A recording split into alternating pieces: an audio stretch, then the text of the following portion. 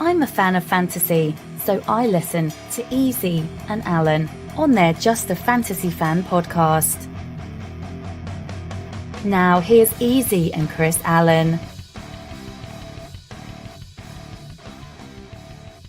And welcome, Mr. Chris Allen. How are you doing this evening? And are you ready to talk fantasy football? Let's do it. I'm doing well. It's been a surprisingly productive week. But other than that, for you, yes, you were productive. Yes, in a fantasy way or in general? I think just in general. Just in general. Okay. Yeah, it's feeling like it's been a productive week. All right. And it is only Wednesday. Right. So you can slack the next couple days? No, we can't do that. We need production throughout the rest of the week. Start strong, end strong. Is that what you're saying? Yep. Work hard, play hard. No. All right. If you say so. So have you played hard yet, or is that the end of the week? That's at the end of the week. Oh, all right. Yeah. Well, I was cruising through your article on Zach Moss. Who's that? A running back. Never heard of him. Yeah, me neither. Where are you drafting him? After I read your article, where's his value? So let's see, from an ADP standpoint. No, I want, where would you draft him? After doing this article, where would Chris Allen draft him? Slightly ahead of his ADP. Oh, okay. That's I should have known. What do you want me to say? Like first overall? Like No, what is the I'm just curious. I'm just curious. 4th round? No. 6th round. Still a bit too early. All right. Will you get him if you don't get him before the 6th round? Yeah, I think so. You think? You know how home leagues and I always bring up home leagues because that's me. You're the expert here, but I bring up home leagues. They do like, and you hear that all the time, the shiny object, the new shiny object. People do like that. There are people that draft these rookies and get all tingly and excited. But in redraft, I can't see myself drafting him. He won't be on my team either. No, I couldn't see myself drafting him because of the uncertainty behind this offseason, because of COVID that's going on, a lot of the ability for rookies to learn the playbook, get adjusted to the NFL speed, like staying in shape to make sure that they're capable of handling the workload. I mean, with all of the hype that we saw around Miles Sanders like last year, how long did it take for him to get on the field? And he was just like the next coming of, he was supposed to beat out Jordan Howard. He was supposed to take over for that Philadelphia backfield. And he didn't really take over until the back half of the season. And so we're expecting this 3rd round rookie to come in and do the same. It's just, again, from a redraft perspective, I will not be drafting him, not on any team. And I'm sorry, a 3rd round pick, you can make fun of me. He played in Utah. They played BYU. They barely played. They had, I think, just a couple of years ago, they went from flags to pads. I'm just saying. It's barely real football out there. So because he went to like a lesser school, it doesn't matter like what draft capital was spent on him. Okay, so I guess by that logic, an Alabama player drafted in the 5th round is worth more than a 3rd round player drafted. Oh, okay, could be. All right. Saying. I hear you. I hear you.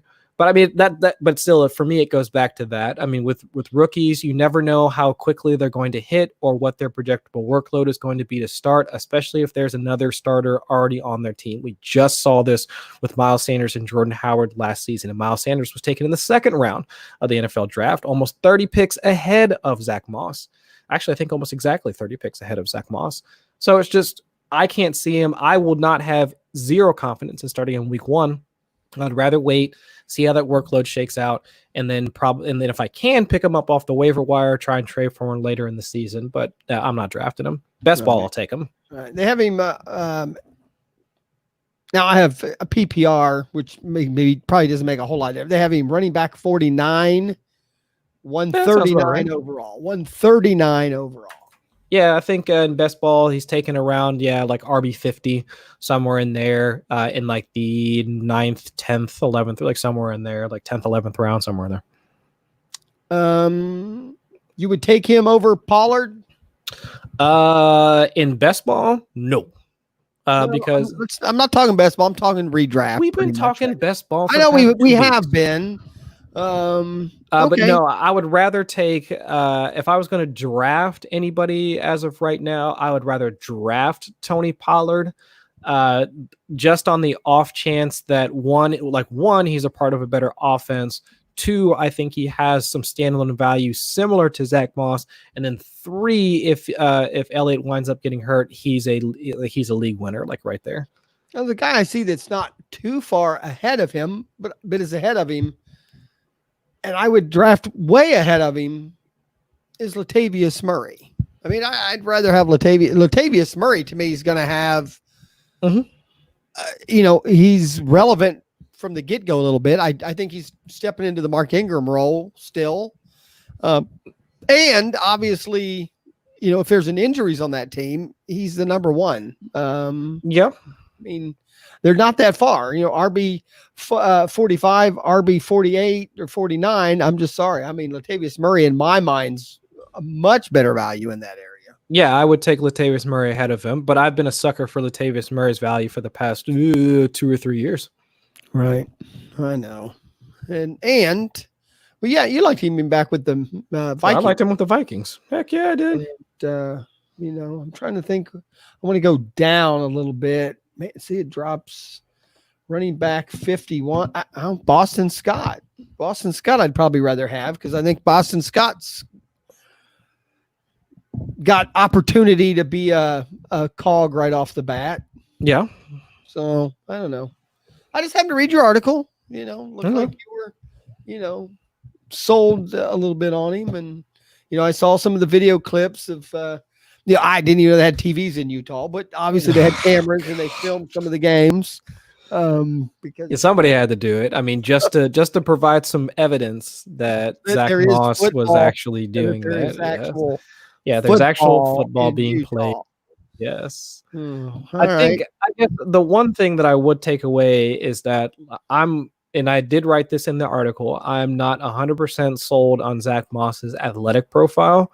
He did not test all that well at the combine, even though, again, the combine isn't an end all be all. It's like, it's like students that have good grades, but they're not great test takers. But I will say that I love his situation. I like the Buffalo Bills running back situation, just because, Frank Gore still earned, I think, between 46 and 48% of the rushing attempts last season. So if Zach Moss inherits right off the bat, he inherits 46 to 48% of the rush attempts, and with his 3rd round draft capital, they could see him doing more because he is a pass catcher. Frank Gore is not. Right. Then he can develop into. He is in line for. He could push that rush share to 50% or even more. Say Devin Singletary gets dinged up again, Zach Moss will take over. But see, Singletary, he's just available awful late still, and I think he's a starter on a team that's going to run the ball and score some points. So he's going to have some TD opportunity. This is kind of what I wanted to talk about tonight anyway, just because I've been listening to a lot of the, all the experts, all of them, if you don't come out with 2 running backs in the first 3 rounds, you might as well just, pack it up. You're done. You are not competitive. This is the year, just no running backs was the big way to go. RB. Yeah, just like 2 years ago, is 0 RB. Now, all the experts, and that's why we're here, so that I can question you experts, is all of a sudden, nope. You got to have 2 running backs after the first 3 rounds. If anything, the first 2 picks should be RBs. I'm not buying it. I'm not sold on a lot of these RBs this year. I'm just not. I'm not sold on it either. I'm keep mock drafting, and I play in a couple of leagues, and I play in more than one where you can start 4 wide receivers and it's PPR. I'm sorry. I think I can manipulate 2 RB spots through a season if I have to, if I have good wide receivers in that kind of a scoring situation. I don't know. Everyone even says McCaffrey number 1. I still question that a little bit. I shouldn't say that. If I had the number 1 pick, that's probably where I'm going. So that's hard to argue. But I don't think his situation is exactly what it was last year. No. And I don't think, so there's a chance that he isn't what he was last year. Now, does that still mean you don't take him number 1? I don't know. Michael Thomas was one of the top scorers last year. He's not going number 1. He's still going the middle of the round 1. Zeke Elliott, big question mark. Aaron Jones, a huge question mark. I don't know. Can Derrick Henry do it again? What's going to go on there? Delvin Cook. Now they're talking he might sign. Actually, Delvin Cook I like a lot better if they sign him. He jumps up. Chubb, Fournette, Barkley. I don't know. Barkley, to me, I've slowly in my head put Barkley number 2, move Zeke down. I don't know where you're at on that case, but even Barkley has different situations. I do think Barkley's the best running back right now in the NFL. Would you accept that? Maybe not the best fantasy running back or in the best situation, but just overall running back. If I was starting a franchise, I think he'd be the one I'd take right now. What do you think? I would make I think just as a running back, just as a pure runner, non-fantasy like perspective on it. The talent, right? His skill of playing the position. Yeah, I would say that I could make an argument. I personally think I can make an argument for Nick Chubb. But otherwise, I think Saquon is probably. Well, okay. You know what? A lot of people don't say that. I think Joe Mixon has a shot. As far as an overall running back, I agree. But I don't know. I just think Barkley, because he didn't play in Utah. He actually played in a real conference where he was tested. It's Penn State, blah, blah, blah. I know they're linebackers. They're known for linebackers, not running backs. But I don't know. I just question a lot. So when I look at all the mock drafts that I do where I'm picking middle to late, I don't know. I can come away with 4 pretty good wide receivers in the first 4 rounds and then come back and grab a Singletary, Damian Williams. And I seem to think my team looks okay. And every year there's always 1 or 2 running backs somewhere that come out of nowhere that you pick up off waivers or whatever. I know they say that about wide receivers. I have to go back and look a little bit, but I don't know. Seems like I have easier times filling running back spots when I need to later, mid fantasy season than I do wide receivers. But I don't know. So you're not on the bandwagon of you have to start this draft with 2 or 3 running backs? No, if anything, I'm finding reasons to take 2 wide receivers at the very beginning, if at all possible. Then this is going to be a quick show because I thought we'd argue on this one. And, no, I think we're not. This is like a personality, like it might be a personality disorder that I have, but like the moment people tell me this is what you should do, I immediately turn my nose up. I'm not going to do that. And especially in fantasy football, I do kind of agree with that a little bit because if everybody's doing it, so that means if everybody's doing it, this is a 12-team league, that means 24 running backs are going to get taken in the first 2 rounds, and that makes 0 sense to me. At some point there has to be value enough at the wide receiver position for you to wind up taking, even if you can't get Michael Thomas because you're towards the back end of the draft. I understand that, but there's still Devontae Adams, there's still Tyreek Hill. Hell, if you want to do the pivot even more, take Travis Kelce, take George Kittle. Because those guys are putting up wide receiver 1 target shares anyway. So at what point do we make the decision that I'm not going to draft Aaron Jones, I'm going to take Devontae Adams, or instead of any of the guys, or Miles Sanders or Kenyon Drake, or any of the guys that, while their ADP has been pushed up into the back end of the second, early first round, and their situations look good. At what point do we say that I would rather have the wide receiver one on a team, on a good team, so Devontae Adams, Tyreek Hill on a good team, versus these guys that have projected high workloads, but I don't know how that 16-game season is going to look for them. And I'd much rather take the wide receiver at that point. Right. Just because looking at ADP with PPR scoring, I'm just amazed that, Chubb and Mixon are still first-round picks, but then Hopkins, Jones, and Hill, are late first-round, second-round picks. Mm-hmm. I don't know. And they still have ADP. It changes a little bit here and there, but Dalvin Cook, they have going, seventh. Sure. Kamara. It's the only one that there is Michael Thomas. There's still most ADPs, most drafts show him going, still in the top half of the first round, and then a bunch of running backs. I don't know. And it's not even that. It's even when you come back around to the swing at 3 and 4. There's a lot of good wide receivers with all these running backs going that you can still look at your 3 and your 4. Mm-hmm. And in a PPR league now where you can start 4 wide receivers, I don't know, it's a lot of points if you have number ones and they do okay. Yeah. So stats, you're a person that, where you go find stats and statistics and all that. What is there? I dabble.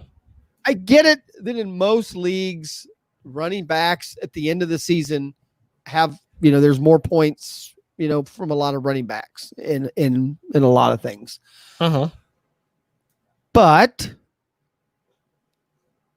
how many big weeks do you get out of a run? Is that because of consistency versus, wide receivers?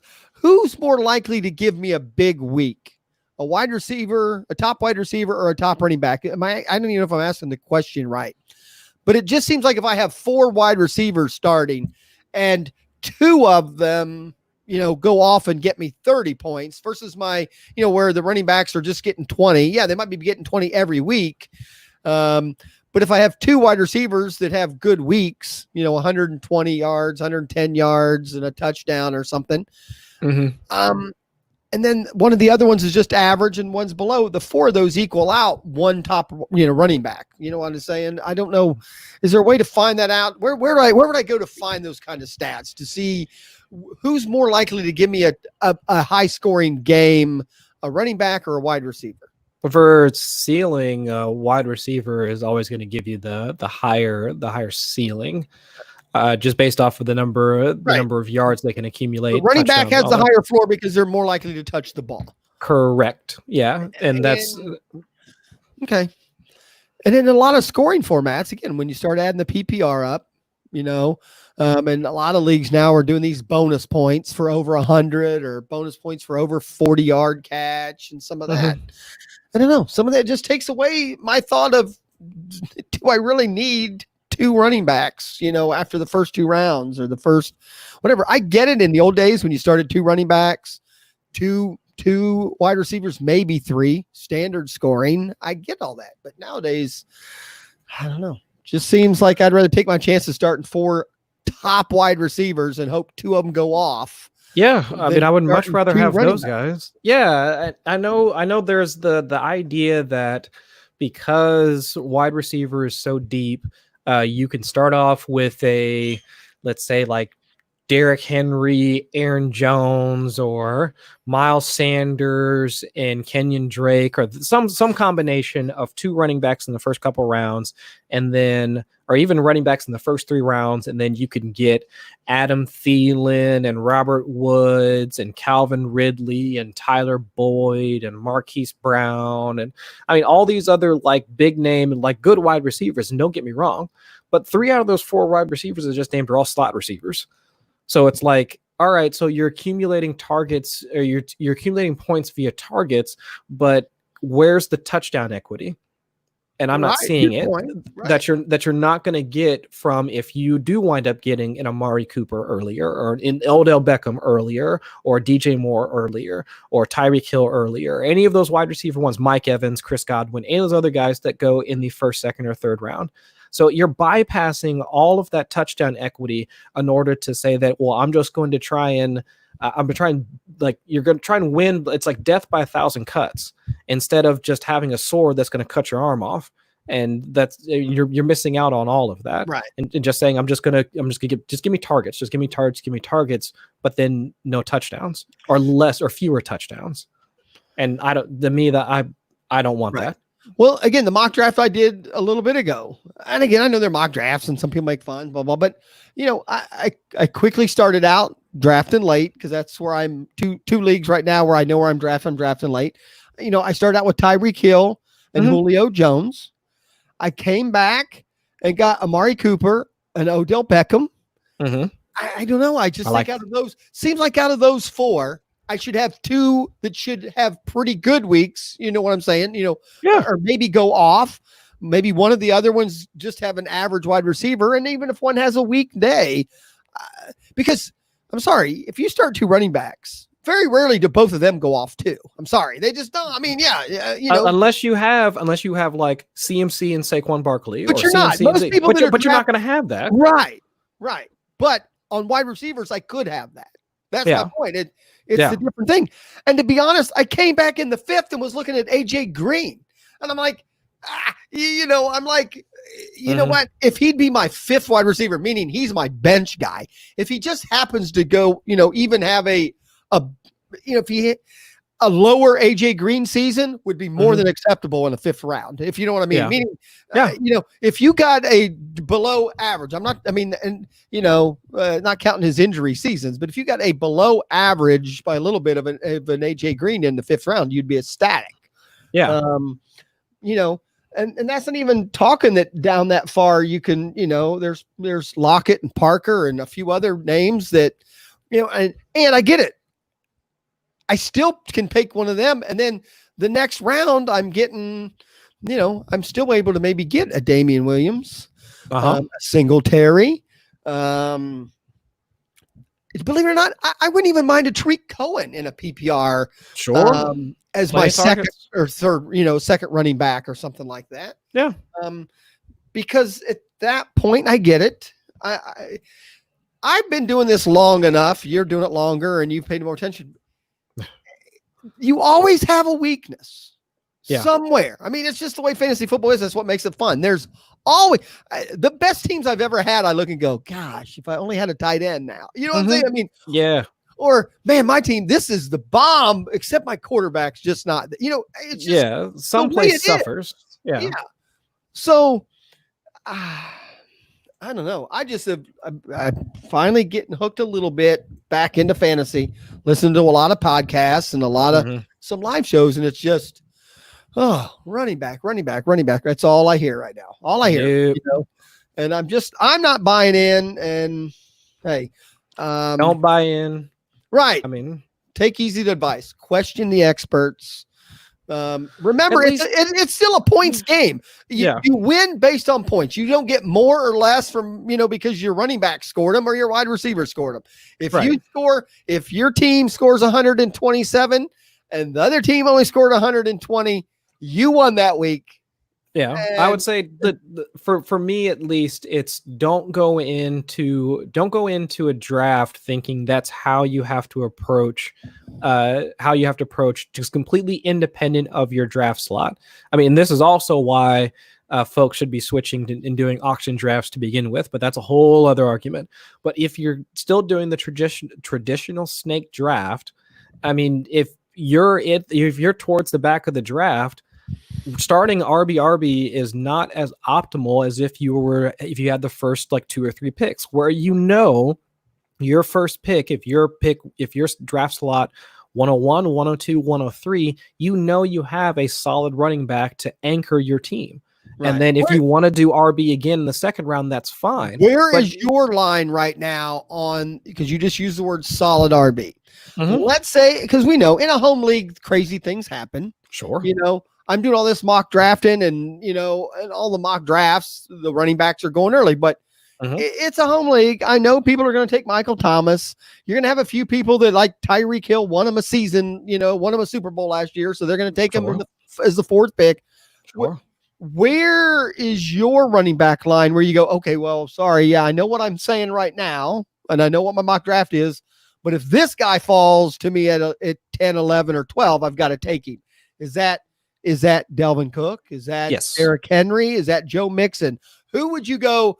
Okay, that's the guy that I will take before I'll take a Julio Jones or Devontae Adams.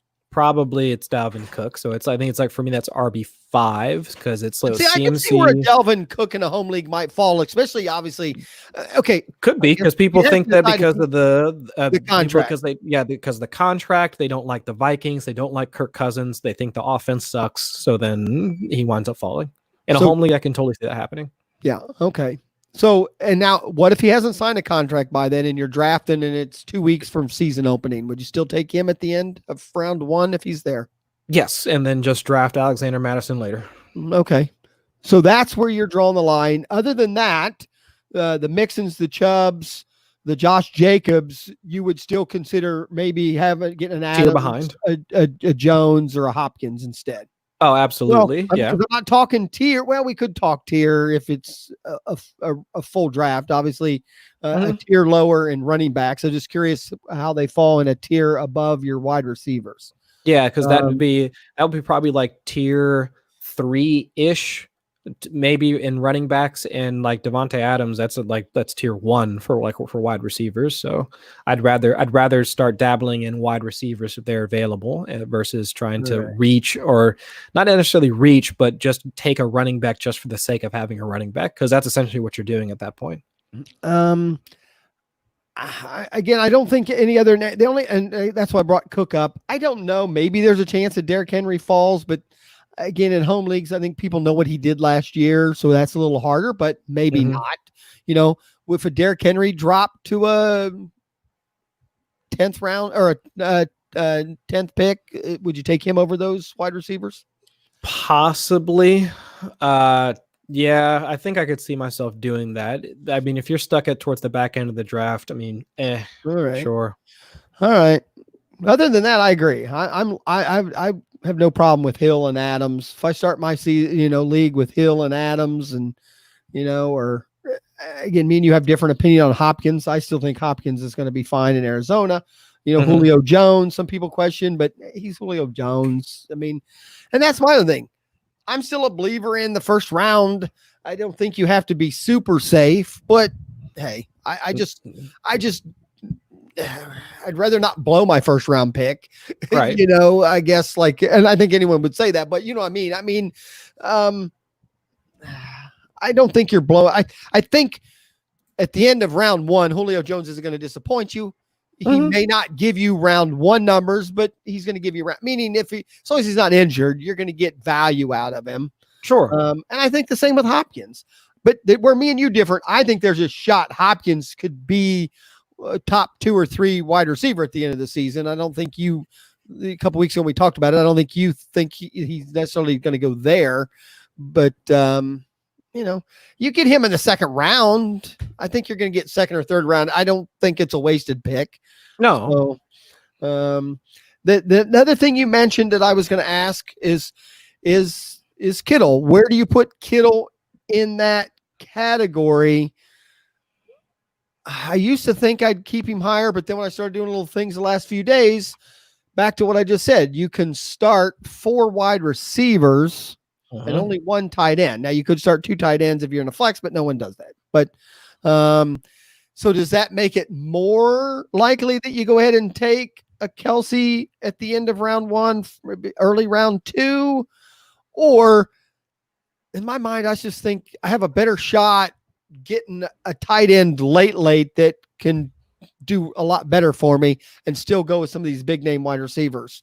What's your opinion on Kelsey right now? and maybe even Kittle. I don't know, but who you have as the number one tight end this year? Kelsey's, at least for me, Kelsey's still my number one, but I think both him and Kittle make up my tight end one, like the first tier of tight ends, and then and then Mark Andrews, Zach Ertz, like shortly thereafter.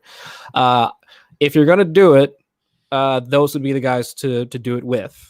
I mean, if you're going to wind up taking a tight end early, it's either Kittle or Kelsey, and like pick your poison. I mean, both are putting up like wide receiver one value. So like just along the same thought process as why you want to take a wide receiver early over some of those running backs is that you want the target share and you want the touchdown upside.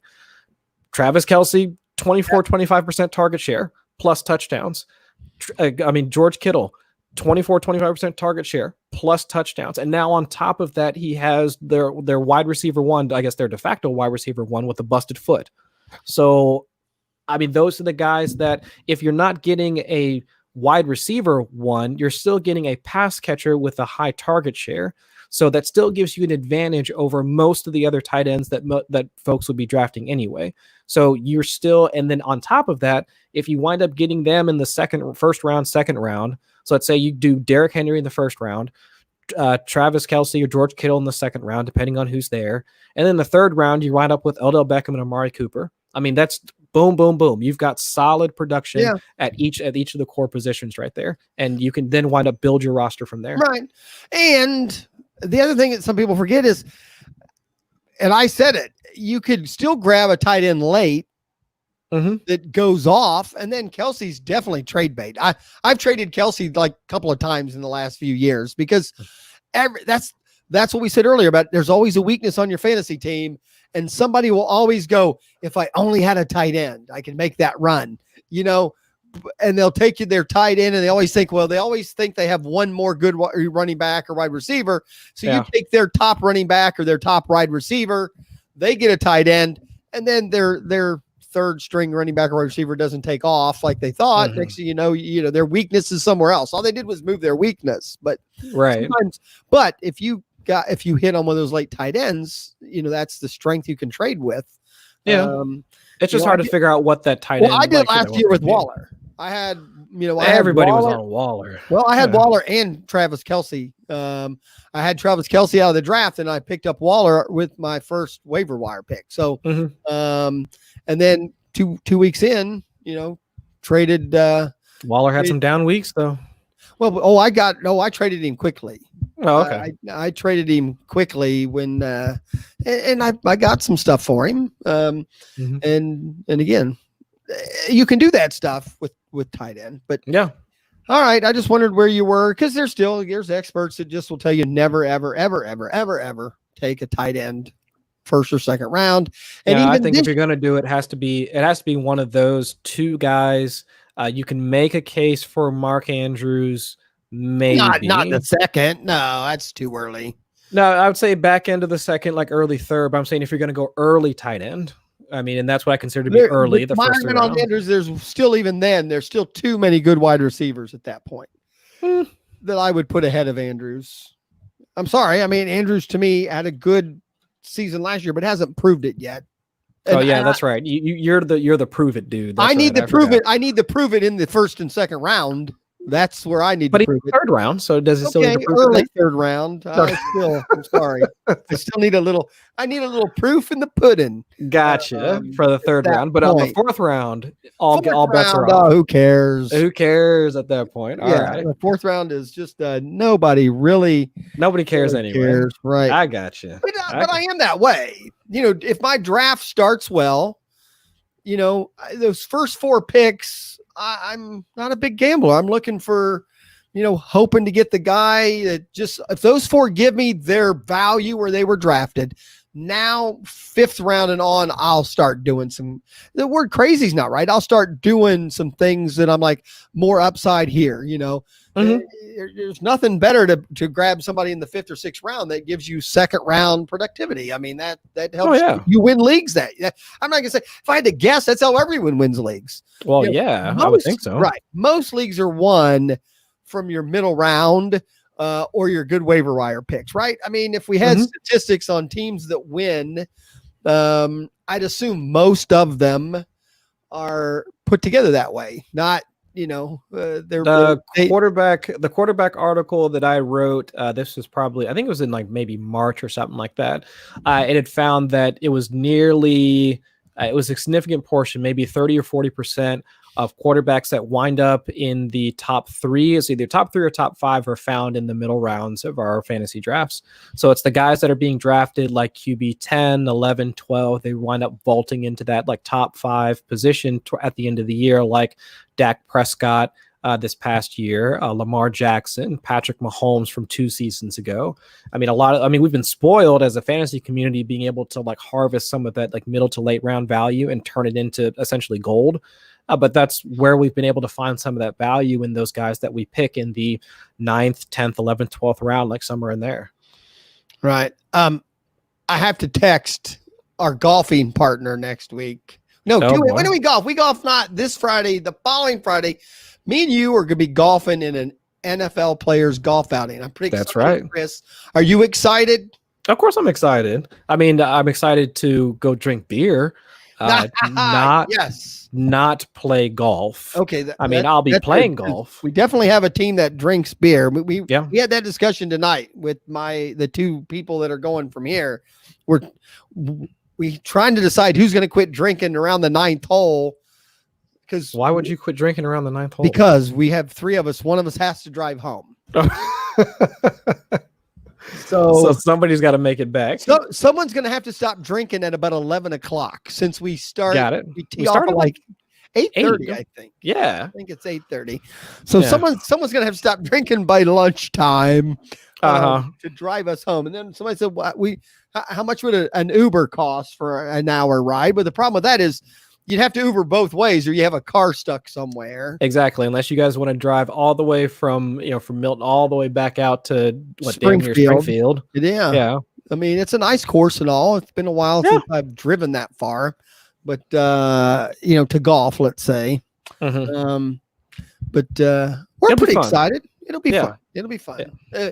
Local people, I have a few listeners. It's Brave Breed Golf Outing. Search for it on Facebook or Twitter. They still are looking for teams. I know with the virus, they've had to make a lot of changes this year, and it's been a little harder to get teams. But I think they're finding out what everyone is. Right now, everything's a little harder, to get participation. I don't know. I'm sure we get there now. I think most golf courses now, you're not allowed to touch the flag. You're not allowed to rake. You can't rake the sand traps, which, hey, I'm never in the sand trap. Oh, okay. But it should be fun. It'll be fun. But I'm looking forward to it. Unfortunately, I hurt myself last year. I usually golf only a few times a year. I hurt myself last year. I did 2 golf outings I normally golf in last year. I didn't do. Oh my gosh.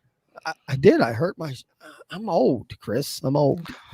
But we'll have fun. And Wes Martin, looking forward to reach out to him. Hopefully we'll have him on the show here one of these days. To. Yeah. And, talk some football and some virus. Speaking of that, Zeke Elliott says he's doing okay. Here's hoping. Yeah. I mean, the big news, we had the ankle injury there in San Francisco.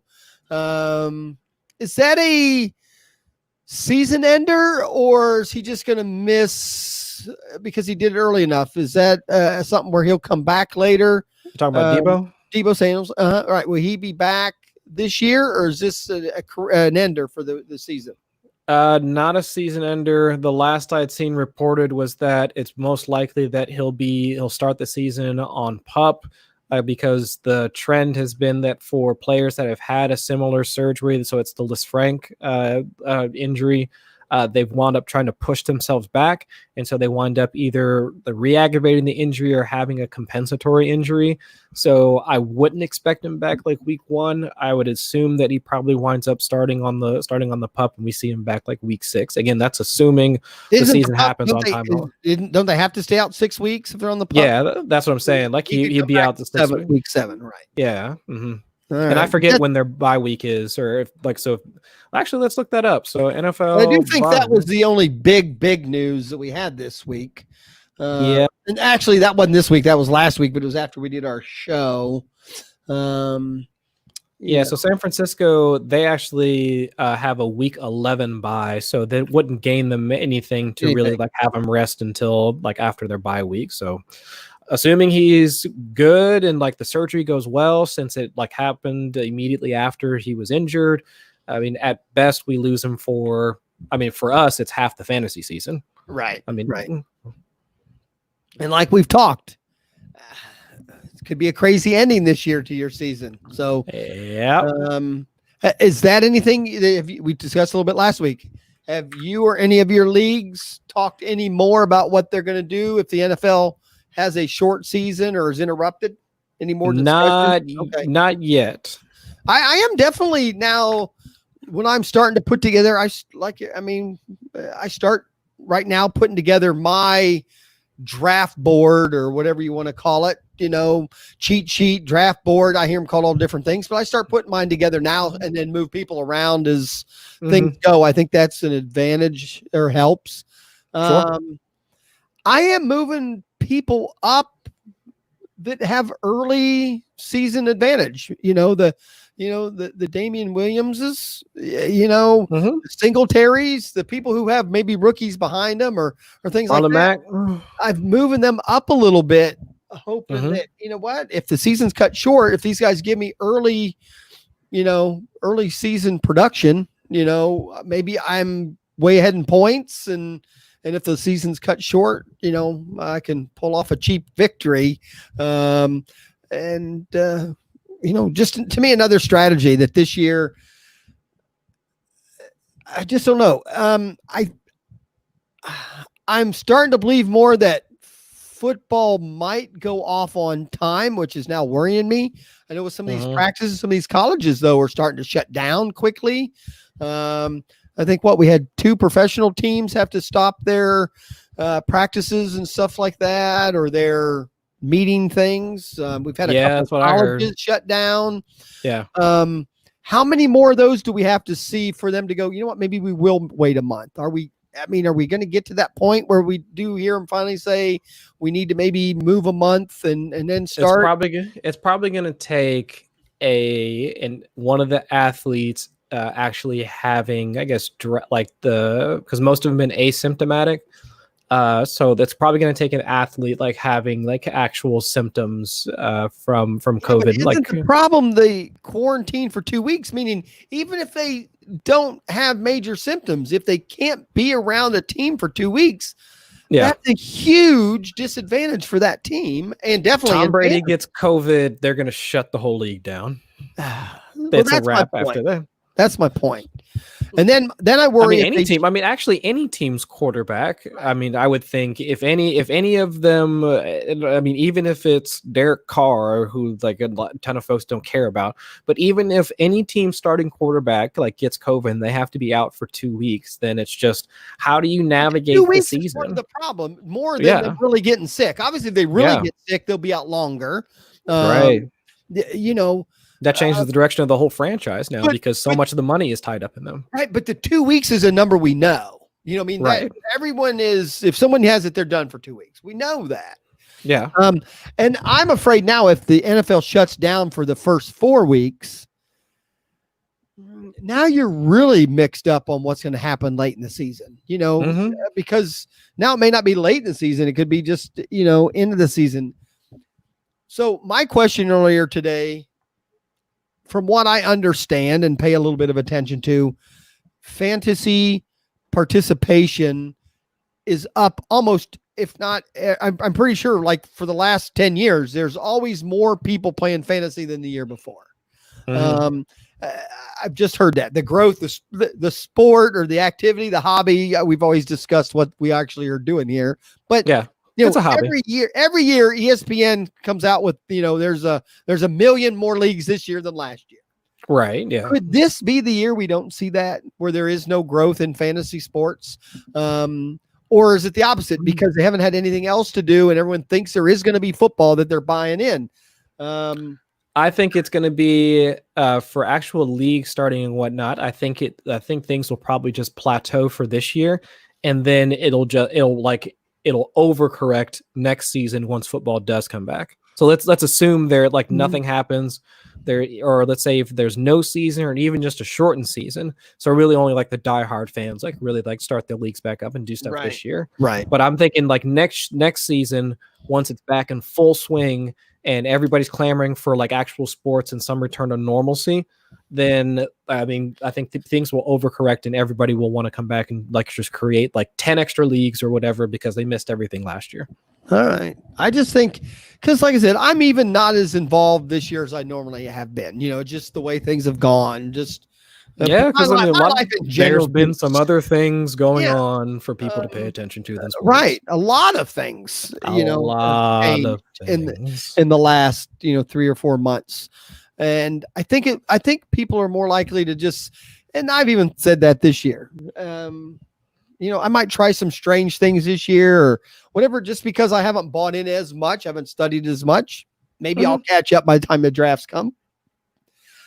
I'm going to try hard. Obviously want to win leagues and do all that, but I don't know. I even think in fantasy I don't even care what happens this year. There's probably an asterisk on most fantasy leagues, meaning right. Going to be. You'd have to think there's going to be an asterisk on like the playoffs, or even if there's a Super Bowl played. I mean, there almost has to be. I think there'll be an asterisk, but I'm even saying, even if let's say nothing changes, if the NFL season goes off and the fantasy season goes off just well, I still think this year there's a lot of people that'll say, "But my heart wasn't in it." It was 2020. Yeah. That was that year. My heart wasn't in it. Yeah. So it might not be an asterisk on the guy who wins the championship, but I'll have an asterisk on my season when I look back and go, what I do right or wrong. I can see that. Don't even look at 2020, meaning I didn't do anything right or anything wrong. I just did what I felt like doing because there was so many things going on. And, right. So, makes it a little crazy. Dak Prescott is going to get paid for one more year. As he should be. I think, but I don't think that was big news, but it was the news of the week that he did sign his franchise tender, I think it is. Yeah. 32 million, something like that. Which still makes him the top 6 paid quarterback, 7, something for this year. Yeah. I forget where he's at. Hey, and obviously I think what I understand that if they do it to him again next year, he's guaranteed at least 36 million, 37 million. Because of the rise in the cap rise. And that'll still keep him paid. But obviously he can go out and put up big numbers. He's going to get paid by somebody down the line. Does this again, I don't think it affect, and I was going to ask this affect anything, but I don't think we were marking him up or down one way or the other. I think we thought for sure he was playing. So I don't think that was ever much of an issue or in doubt for me. It was just more of, could they get a long-term deal put in place, which is actually in line with his value, and I guess they couldn't. I'm hoping they still get something done. And now, can they only do something for next year, right? So, because technically this year he's signed that tender gives him that amount of money. They cannot renegotiate that, right? So anything they get done now would be 2021, right? I mean, I believe so, because that franchise tag they can only apply to one player, and so now once that's signed, I don't think they can rescind that. Right, and I think they have a date where they can't. If they sign another contract for next year, it has to be by a certain time, or he is a free agent again next year, and they have to. Yeah, I think that's how it works, because even if they did get a contract in place, that means that franchise tag, I don't know if that essentially goes away and they can tag somebody. I don't think that's how it works. I got you. All right. Next question. I just have a couple questions for you. Teddy Bridgewater. What's your outlook? I'm looking at late in 2 quarterback leagues, especially late round quarterbacks. Is Teddy Bridgewater going to do what he did last year with the Saints? Is this team capable? Is he able? He's got a lot of targets. Is he going to run the ball any?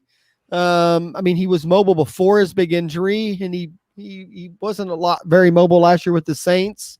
Just kind of get your opinion on Teddy Bridgewater, and kind Carolina. What are we going to see out of him this year? Sure. Actually, and going back to our discussion on Dak Prescott, so now with it, so his cap hit is $31.4 million, and he is now the highest paid player in the NFL total for this year. I mean, obviously, he has nothing on his contract for Right. next season, but as of this year, he is the highest paid player in the league, which is awesome. But right. I mean, obviously, it's awesome, but it's also, I mean, it's hard to believe that you can not sign anybody or do a contract and, just by tendering him, he's the highest paid guy. You would think that number would fall somewhere else, but that's the way the contract's written. Right, exactly. So that's the part that's somewhat difficult to stomach. Right. But I believe that. All right, Teddy Bridgewater and Carolina. What's going to go on there? So I think, and I did a piece on Teddy Bridgewater. This was back in February, Marchish timeframe, like somewhere in there. But anyway, two things working for him. One, he was able to operate like fairly well in New Orleans system on the short, quick passing routes that Sean Payton liked to use. So his completion percentage, like it actually mimicked that of Drew Brees in the short area of the field. Yeah, fairly high. But also it also works in his favor that he's going to a coaching staff with Matt Rule and Joe Brady that also use a lot of RPO and quick passing concepts as well. So, and he also has the playmakers in order to do that. So not only does he have Christian McCaffrey, he's got DJ Moore, he's got like Robbie Anderson, Curtis Samuel. I mean, and the thing is with Curtis Samuel and Robbie Anderson, a lot of them think that, I mean, because they have higher ADOTs, I mean, both of them, their average depth of target is between like 14 and 15 yards for each of them, but that's all they can do. And they've been typecasted as these Deshaun Jackson type threats on the field. But they can also take snaps out of the backfield. I mean, Curtis Samuel is a converted running back. That's what he did when he was at Ohio State. So it's just he can also function in the same way that San Francisco used Deebo Samuel, one as a wide receiver, then two as a running back. So it's just they can get creative with their personnel and utilize them in such a way that takes away from their largest weakness, which is actually Teddy Bridgewater's largest weakness, which is pressure. So Carolina, they have it's either they have to be in the bottom half in terms of offensive line ranking. So we saw, and one of the reasons why like Cam Newton wound up with a lot of the injuries was because of that porous offensive line. And that's the thing that Teddy Bridgewater struggles the most against. It's pressure. All of his mechanics, his ability to read the field, his progressions, all of that like breaks completely down the moment he sees pressure. We saw that in New Orleans. We saw part of that in Minnesota. But the thing is that a lot of the reasons why Carolina was able to mask their poor offensive line was Cam Newton was mobile. Teddy Bridgewater is not. He still hasn't been able to really fully recover from that leg injury. And he never really was mobile to begin with. He never was that type of quarterback, despite getting that moniker because he's black, which never made any sense to me in the first place. But I think the key thing to take away. He wasn't a runner, but he was mobile at one point. I mean, at one point, but he could make the first guy miss a lot early on. He was never Cam or Russ or Cap or any of those guys. Right. But I do think though that the reason that Joe Brady and Matt Rule, like why they brought him on to Carolina, what the playmakers they have installed around them, the offensive schemes that Rule had in college, what Joe Brady did when he was with LSU, and then also with New Orleans when Teddy Bridgewater first came on with New Orleans. I mean, all that stuff seems to me to be at the intersection of they know what they can do with Teddy Bridgewater, and they also have the offensive scheme or the offensive forward thinking to mask what the weaknesses that Carolina has. And if you look at what Carolina did, they're the only team that I've seen, at least in the history of the NFL, that has drafted nothing but defensive players. They took not a tight end, not a guard, not a running back, not a kicker or anything. Right. All of their draft picks from 2020 were defense. So to me, it seems like they know that they have a weakness on defense, but they also have at least the confidence that they can mask that poor offensive line. So if they can do that, I think that Teddy Bridgewater at least has the ability to just, even if it's just making a bunch of dump offs, which doesn't really speak to his quarterbacking ability. No, but you throw a 2-yard out to McCaffrey and give him yards after the catch. You get an 80-yard pass out of it. Exactly. The same way that we were praising Jimmy Garoppolo for doing those quick passes to George Kittle and Deebo Samuel and having them run wind sprints all across the field. Right. And then only because you brought up their running ability, Tyrod Taylor, I also like him late in a 2-quarterback league. When he's played full seasons, he's gotten 500 yards, I think twice running.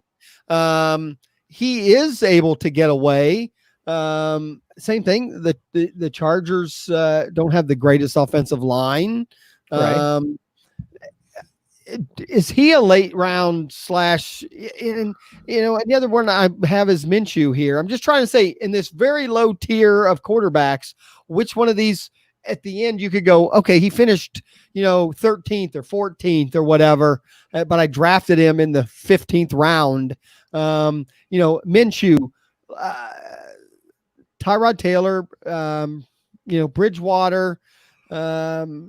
I don't know. Some people even like Sam Darnold. Do any of these have that capability, or are they just not in the right situation?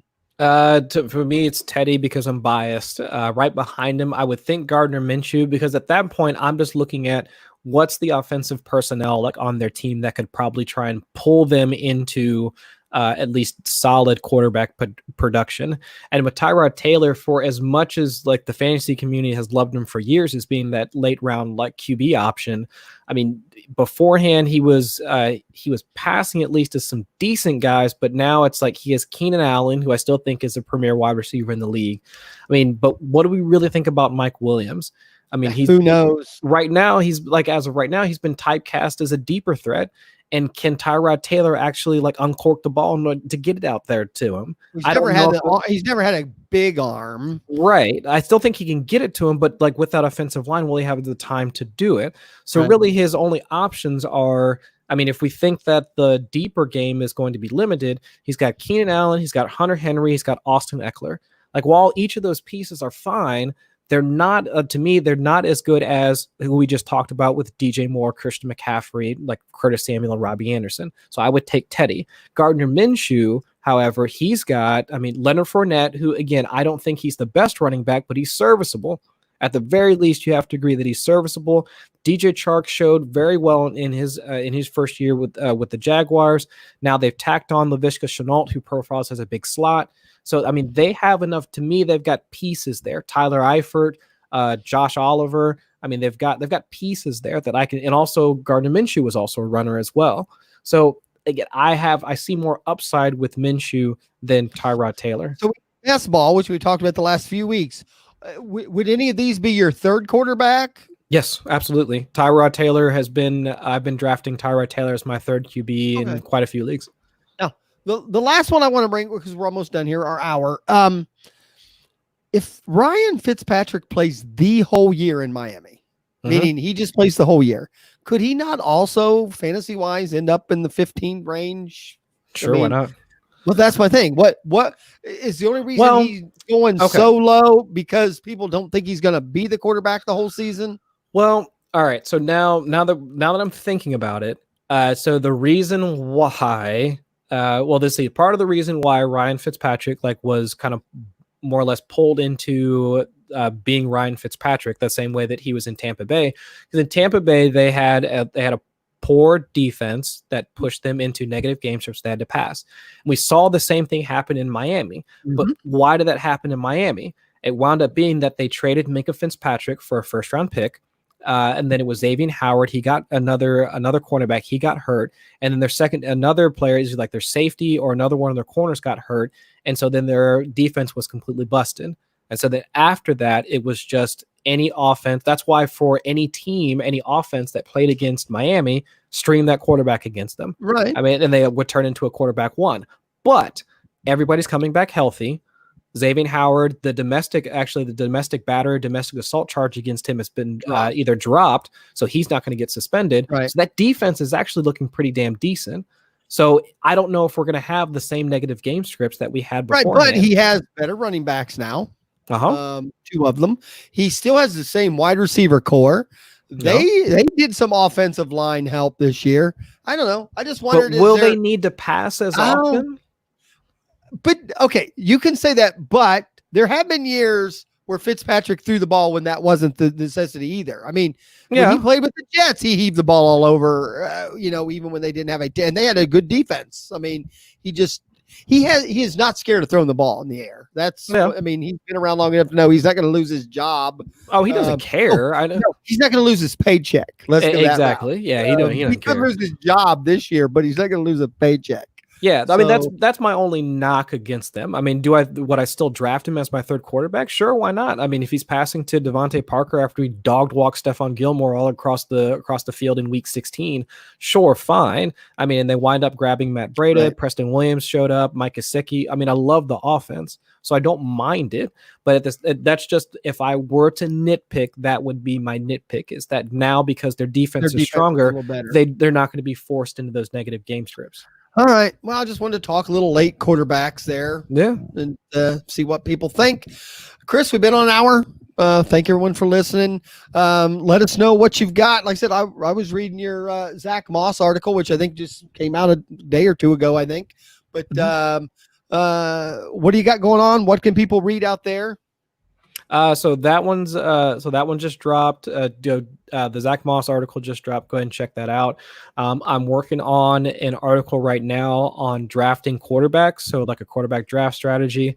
That one should be out within the next week or so. Oh, we talked about that just now. Yep. So I'll be looking at that and how you can approach like drafting quarterbacks in the early, middle, and late phases of your draft. So I'm doing so the research and the data dive is going on right now. I'm hoping to have the piece put together by next week. I've got some other best ball articles that are coming on. I've just got to get the research and analysis put together and write that. And then slightly breaking news. So I have accepted a freelance writer's position with Football Guys. I had a meeting with. Are you going to be on the couch? Yes, I am. Yo. Yes. I had a meeting with the Sigmund Bloom and you're the Joe Bryan. And I get to talk to you. Yeah, so I had a sit down meeting with Sig and Joe actually just this morning, just to kind of meet and greet. I've already met Sig in person, but it was really just a chance for Joe to get to know me and find out like what I was about and what my expectations were, like what I wanted to do. And so I'll be writing part-time with them, just like a few things here and there. And then, yes, I will be on the couch with Sig. They won't. I mean, one of these people eventually going to say, you can't be on with him anymore. Right? What are they going to say? You know what? You do all this good stuff and then you're on with Easy. You know what? But hey, I just try to keep you honest. That's it. That's exactly. my job. Hey, I need a curmudgeon in my life, so I don't mind it. Right. Wait till we go golfing together. Exactly. Yeah. And I'll show you curmudgeon. All right. Yeah. All right. But well, good. That's exciting. I just listened to On the Couch. The couch is my it's the one podcast I just enjoy because who knows that I don't say it's like us here, but you just don't know what they're going to talk about. It's not as structured. It's just, now I shouldn't say that. Hell, they probably have written down everything they're going to ask. I have no idea, but it seems like I guess I'll find out. Yeah, I'm excited. You'll have to let us know when that's going to happen so we can, I can listen in.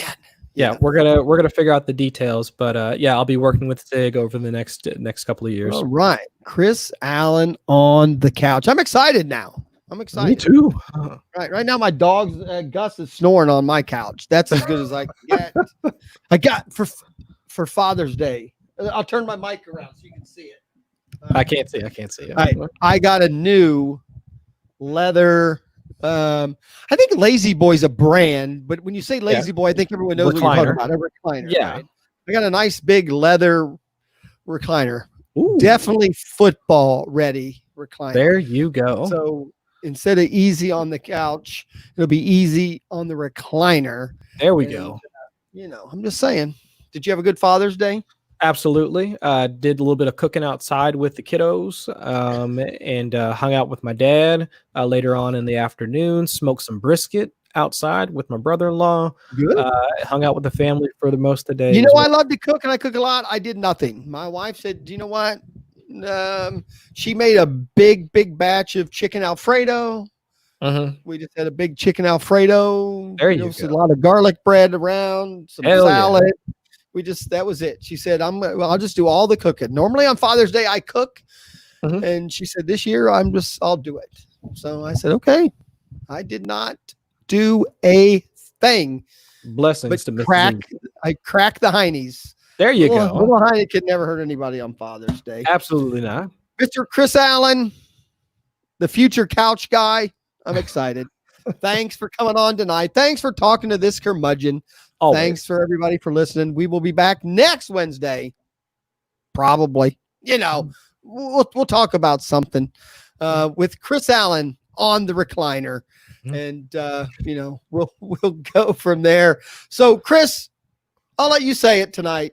Say goodnight. Good night. This has been Just a Fantasy Fan Podcast. And to keep your fantasies going, follow us at justafantasyfan.com. Say good night. Good night.